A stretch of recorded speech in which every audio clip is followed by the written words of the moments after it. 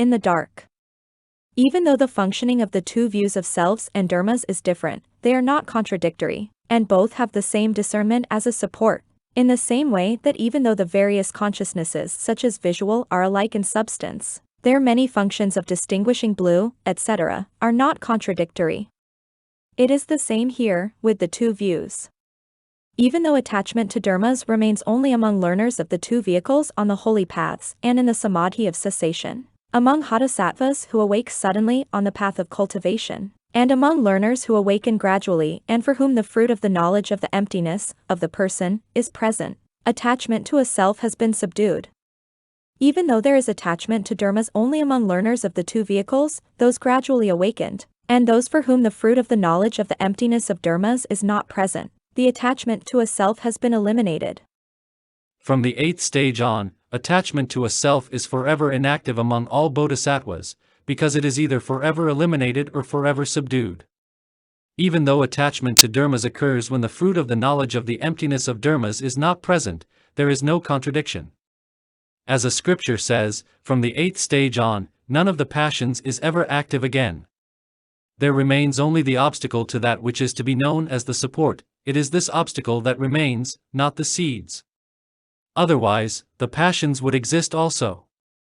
Even though the manas associated with attachment to dharmas is said to be undefiled as far as the two vehicles are concerned, it is said to be defiled as far as bodhisattvas are concerned, because it is an obstacle to their knowledge of reality. Consequently, it is said to be defiled and indeterminate. As far as the two vehicles, etc., are concerned, it is unsoiled, because it does not obstruct their knowledge. Manas is categorized as born of retribution. It is so called because it is perpetually born from retribution consciousness, vipaka vijnana. It is not fruit of retribution, vipaka phala, i.e., result of good and bad, because this name, fruit of retribution, is common to all indeterminate dharmas, in the same way that all conditions are dominant conditions except those excluded, such as condition as cause. 15. Proofs of the existence of manas. How must we know that the seventh consciousness has a separate substance of its own, apart from such consciousnesses as visual consciousness? Through the established means of knowledge of holy teachings and proper reasoning. In many places in the scriptures, the Blessed One says that mind, citta, thought, manas, and consciousness, vijnana, have three distinct meanings.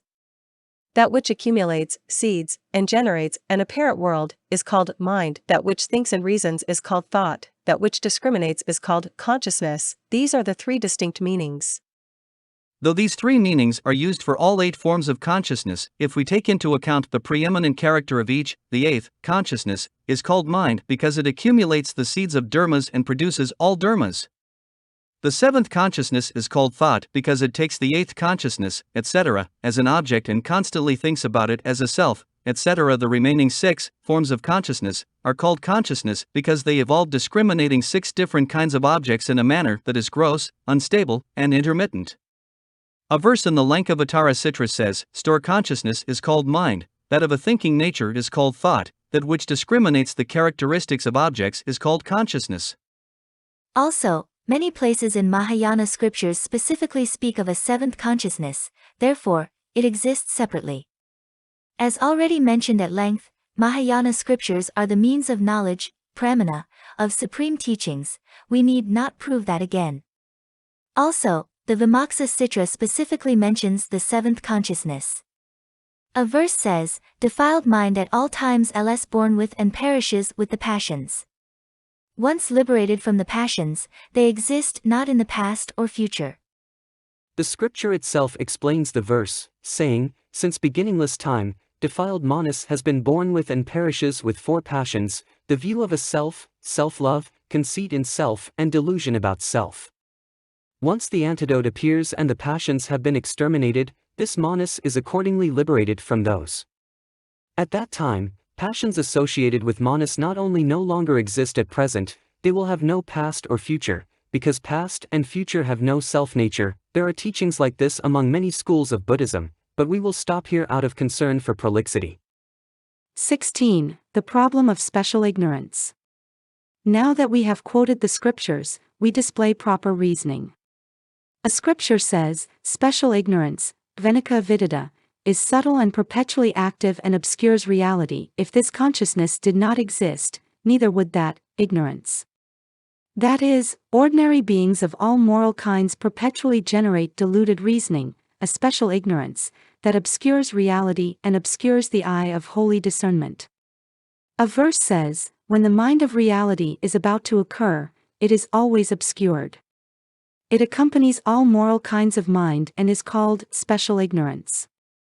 Therefore a scripture says, beings of all kinds live perpetually in a long night, blinded by ignorance, and, their minds stupefied and intoxicated, they will never awaken. If ordinary beings occasionally did not generate this ignorance, the scripture would be contradicted, because it does not stand to reason that among ordinary beings, delusive reasoning and ignorance are sometimes active and sometimes not. It is not possible, for ignorance, to be supported by the six sense consciousnesses, because, since they are intermittent, ignorance would be intermittent and, the six consciousnesses, would always be defiled, which is not the case. These problems are eliminated if the existence of manas is admitted. Defiled manas is always associated with four passions. Why is the ignorance associated with manas, referred to as special? One interpretation is that the associated view of self, pride in self, and self-love are not fundamental passions, mila klesa, so there is no problem in referring to ignorance as special. Another interpretation is that the above explanation violates reason and teachings, because these three, such as self-pride, are not referred to as pure secondary passions, because they are included among the 6 or 10 passions. Many places in scripture say that defiled manas is always associated with 4 passions. You should say that of the 4 passions, ignorance is predominant, and that although it arises with the other 3 it is called special. Manas, from beginningless time, has perpetually stupefied and deluded, without ever being aware, because of the predominance of delusion. Those existing with it, such as the view of a self, should be called associates, but if they are predominant, they must be called special, because there is no error in conceding that they are like ignorance. There is another interpretation that says that this delusion is named special because, like special Buddha dharmas, i.e., reserved for Buddhas, it is found only in this consciousness.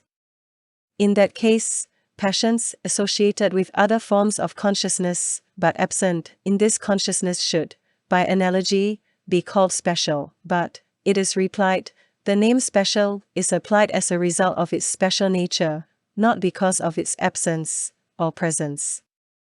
The ignorance associated with the 7th consciousness from beginningless time is always functioning, obstructing the knowledge of reality.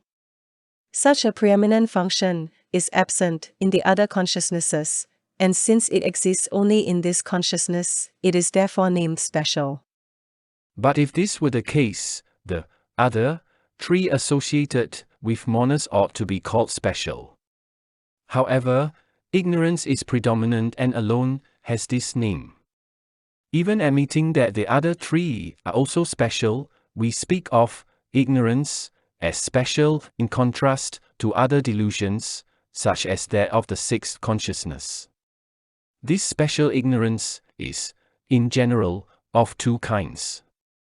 The first is special ignorance that is perpetual, which does not exist in other forms.